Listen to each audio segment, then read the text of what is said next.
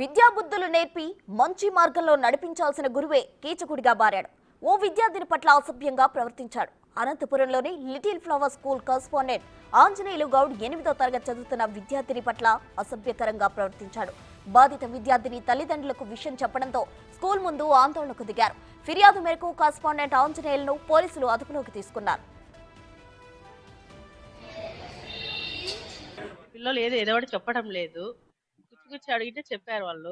ఇది సార్ వారం రోజుల నుంచి బయటికి పిలిచిపోతా, ఇట్లా తినిపిస్తా, పెడతా, చేతులేస్తా, కాలేస్తా, ఇది చేస్తానంట. రూమ్ లో పిలిచిపోయి గడి పెట్టేసి బలవంతంగా ఇచ్చేసి పోయినాడంట.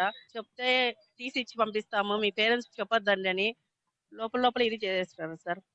ఇట్లా 10 రోజుల నుంచి జరుగుతా ఉందంట సార్. మొన్న కూడా వారం కిందట వచ్చాము, మేము పిల్లలు చూసుకొని వెళ్ళిపోయాము. ఎవరు చెప్పలేదు, పిల్లలు భయపడి.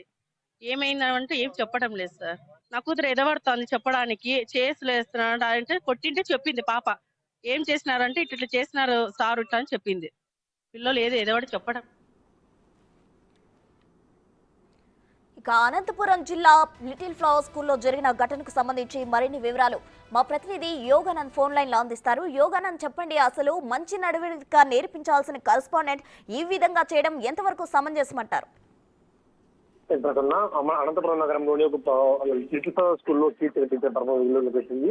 గత వారం 10 రోజులుగా ఇతను ఇలాగే చేస్తున్నారని విద్యార్థి చెప్పేందుకు కూడా ఎవరు కూడా పాఠశాల యాజమాన్యం కానీ పోలీసులు కూడా వ్యక్తిపై కన్నేసి ఉందని తెలుస్తుంది. ఇదివరకే ఆ వ్యక్తిపై ఇలాంటి ఘటనలు నమోదయ్యాయి. కాకపోతే బయటికి ఎవరు చెప్పుకోవడం సిగ్గుపడి కొంతమంది అలాగే ఉన్నారు. ఇప్పుడు ఈ విద్యార్థి ధైర్యంగా పేరెంట్స్ చెప్పడంతో విషయం చెప్తున్నారు.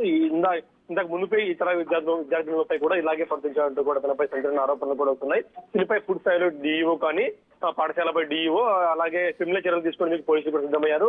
పోలీసులు కూడా అతనిపై సంబంధించిన కేసులు పోక్సో చట్టం కేసు కూడా పెడుతున్నారని తెలుస్తోంది.